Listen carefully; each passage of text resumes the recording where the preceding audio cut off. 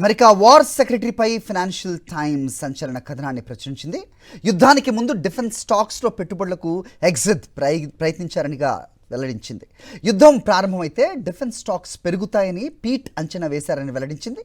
Black rock defence industrial active ఈటీఎఫ్లో పెట్టుబడులు పెట్టేందుకు పీట్ హెగ్జెత్కి చెందిన బ్రోకర్ ప్రయత్నించారని కూడా ఫైనాన్షియల్ టైమ్స్ నివేదించింది. అయితే ఈ పెట్టుబడులపై బ్లాక్ రాక్ డిఫెన్స్ ఇండస్ట్రియల్ స్పందించేందుకు నిరాకరించిందని తెలిపింది. 3.2 బిలియన్ల పెట్టుబడులు పెట్టేందుకు ప్రయత్నించారని ఫైనాన్షియల్ టైమ్స్ తన కథనంలో పేర్కొంది. అయితే పీట్ హెగ్జెత్పై వచ్చిన ఆరోపణలను పెంటగాన్ ప్రతినిధి సీన్ పానెల్ ఖండించారు. ఇవి నిరాధారమైన ఆరోపణలు అని అన్నారు.